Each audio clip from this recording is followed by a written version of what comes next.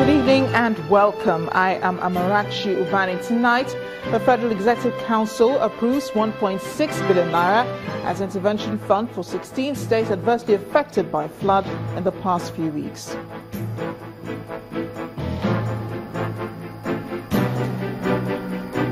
The acting president, Professor Yemi Osinbajo, returns from London, says the president is recuperating fast and should be back in the country anytime soon. The Supreme Court declares the Ahmed Makarfi faction as the authentic leadership of the People's Democratic Party. And Donald Trump's nominee to lead the FBI says a probe into an alleged Russian meddling into U.S. elections is not a witch hunt. On Business News tonight, economic expert recommends equitable management of Nigeria's resources to ending regional economic inequality.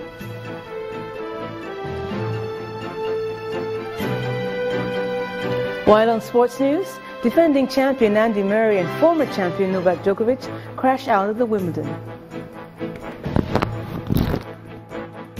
From Abuja, Senate President Bukola Saraki swears a newly elected Senator Ademola Adeleke laments his party's loss at the polls.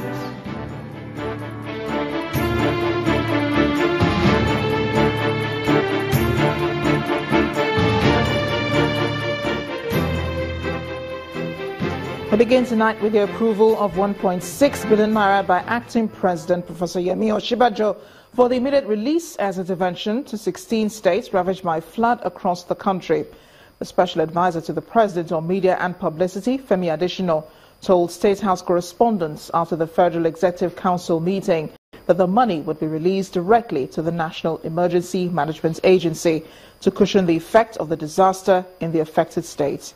This intervention is coming days after some states were ravaged by flood, claiming lives and several properties. Few hours after the acting president, Professor Yemi Osinbajo, addressed journalists on the outcome of his visit to the President Buhari, he went ahead to preside over the Federal Executive Council meeting. After the closed-door meeting, the special assistant to the president on media and publicity told State House correspondents that the acting president has given approval of 1.6 billion naira as intervention to flood-ravaged states. The acting president has approved the sum of 1.6 billion naira as immediate intervention for the victims of flood in 16 states. They are Ekiti, Osun, Akwa Ibom, Kebbi, Niger, Kwara, Ebonyi, Enugu, Abia, Oyo, Lagos, Plateau, Sokoto, Edo, and Bayelsa. The money is going to be taken from the federal government ecology account at the Central Bank of Nigeria. And the Minister of Finance is to release the funds direct to NEMA. The council equally approved the sum of 2.7 trillion naira for the payment of outstanding debts, which it owed contractors and employees for over 20 years. The obligations, the Minister of Finance says, will be paid through bond and promissory notes. It's not going to be simply a question of someone coming to say, government owes me 1 million and we pay them 1 million. No. We will look at how was the contract priced in the first place. How did you get the contract? Did you go through the proper procedure? The plan for this is to pay genuine people who we genuinely owe money, not those who have colluded with some people and brought in fake contracts. And of course, anybody who claims falsely, I mean, that's a crime. What's going to happen with the salary arrears and promotional arrears is that we're going to pay over a 3-year period. Because the amount of money is quite significant. More contract approvals to the tune of 159 million naira and 2.5 billion also went to the FCT for the engineering design of a sewer line and the completion of Kabusa Access Road within the FCT. The contracts are expected to be completed in 12 months. Gloria Umezuke, Channels Television News. Meanwhile, the acting president, Professor Yemi Osinbajo, says President Muhammadu Buhari is recuperating very fast and should be back in the country soon, but he did not specifically state when the president will be back. Professor Osinbajo, who returned to the country this morning after meeting with the president in London, says he had a long discussion with him on a wide range of issues, particularly on the economy. He was speaking to State House correspondents at the presidential villa in Abuja earlier today. First, as you know, I went to see him to check up on him, find out how he was doing. I had, of course, been speaking to him on the phone, and I thought it would be a good thing to go and see him and, generally check up on how he was doing, and also to brief him on developments back at home. So we had a very good time, had a very good conversation on wide-ranging issues, and he's in very good spirits. He's recuperating very quickly, and he's doing very well. Well, as I've said, he's in very high spirits. He's recuperating very quickly. We had a very long conversation. We spoke for well over an hour, and his humor is all there. He's doing well. To politics now and some legal issues. The Supreme Court has declared the Ahmed Makarfi faction as the authentic leadership of the People's Democratic Party, putting an end to nearly 14 months of legal battle in the main opposition party. Declaring the Makarfi group as the authentic leadership of the PDP, the Supreme Court overturned the judgment of the Court of Appeal in Port Harcourt, which declared Senator Ali Modu Sheriff as the chairman of the party. Our correspondent, Amaka Okafor, has a report. As expected, the Supreme Court was filled to capacity as members of the People's Democratic Party, loyal to the two parties in the suit, awaited the verdict of the Supreme Court on a legal battle over the leadership of the People's Democratic Party. Also in court were Senator Ahmed Makarfi, members of his caretaker committee, governors of Ekiti and Rivers states, members of the National Assembly, and lawyers to the two factions. Others were the former vice chairman of the party, Mr. Cairo Ojigbo, but conspicuously absent at the hearing was Senator Ali Modu Sheriff. As they awaited the arrival of the Supreme Court panel, they exchanged banters and pleasantries.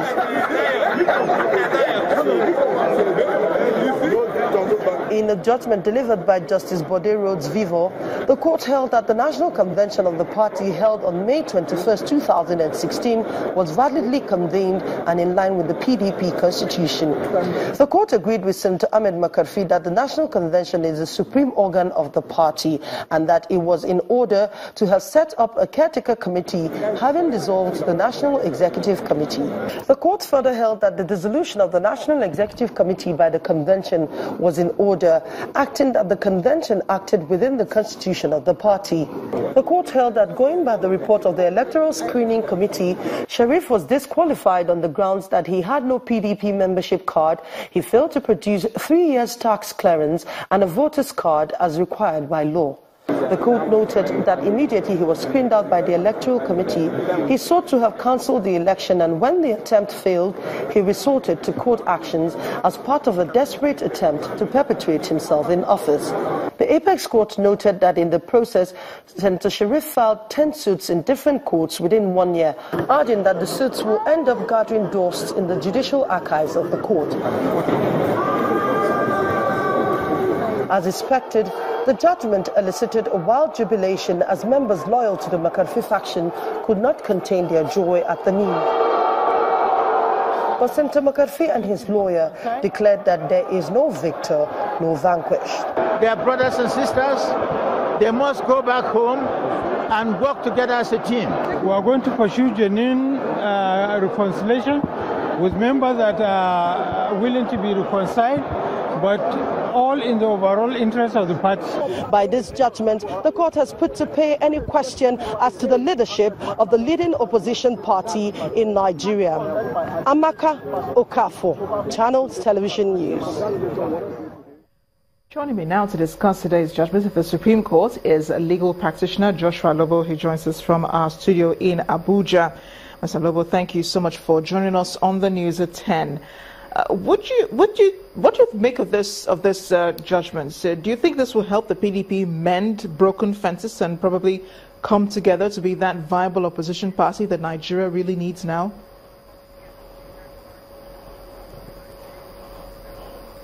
First and foremost, this judgment goes beyond victory for PDP. It's a victory for Nigeria.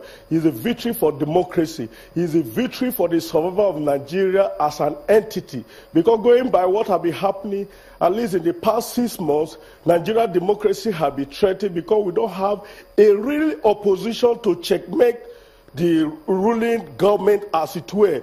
Like I was privileged to be in the Supreme Court.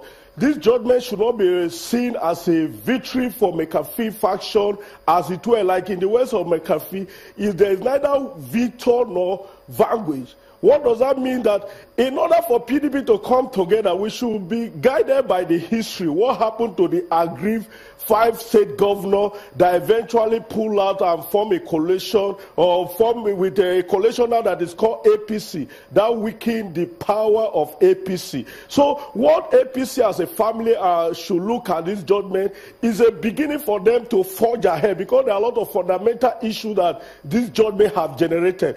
In the first place, the Supreme Court has said that the convention was properly constituted, and if the convention was properly constituted and a caretaker committee had been appointed in the name of Senator Makarfi, what is the duration of a caretaker committee that was appointed? It cannot be infinitum. He must have a lifespan or a gestation period that they must operate in that acting capacity. So what it should be uppermost at this material time is to see how they can reach out to Sheriff Kam, and the judgment was quite explicit and does not even need further admiration. What I'm appealing based on this judgment from the legal point of view is that the lack of internal democracy in Nigeria is a major threat to our democracy. And the democracy that we are talking about does not exist only within a political platform. It goes beyond that, because there is no political culture as we speak.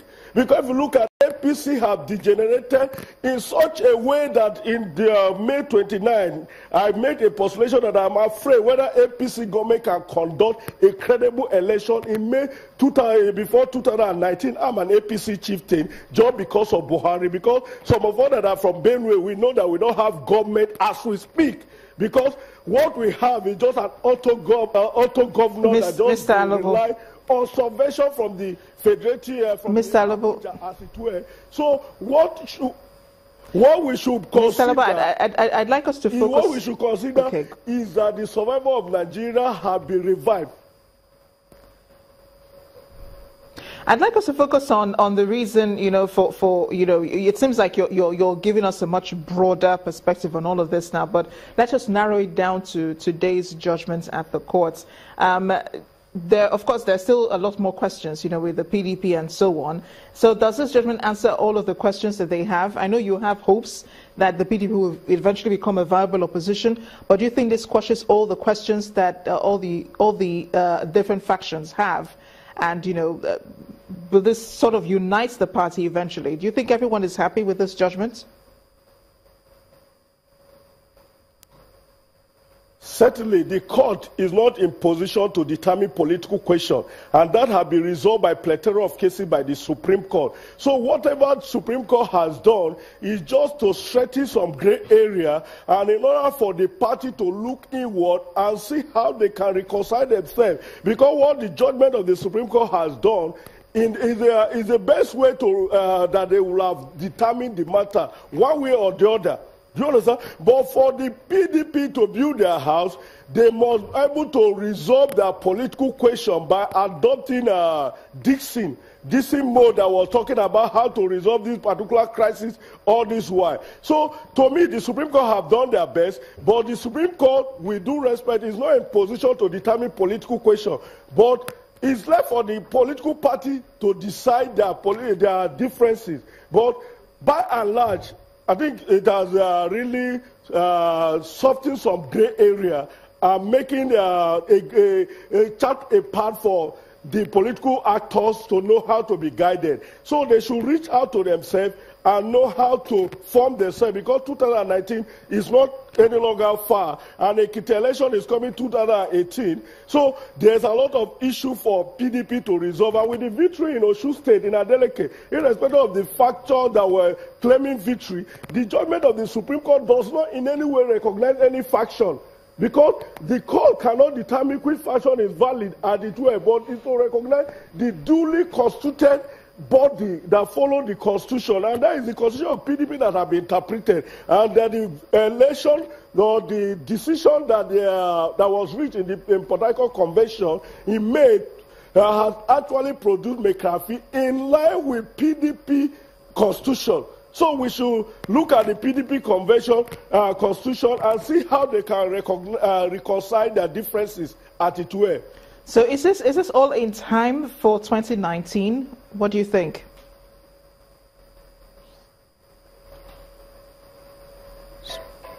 Hello? Okay. Thank you so much, Mr. Joshua Alobo. We appreciate your thoughts on the issue here on the News at 10. Joshua Alobo is a legal practitioner. He joined us from our studios in Abuja. But in part two, after the break, proceedings stalled today in an appeal filed by former First Lady Patience Jonathan to stop the forfeiture of a $5.7 million and 2.4 billion naira, as one of the judges recuses himself for personal reasons. Just stay with us.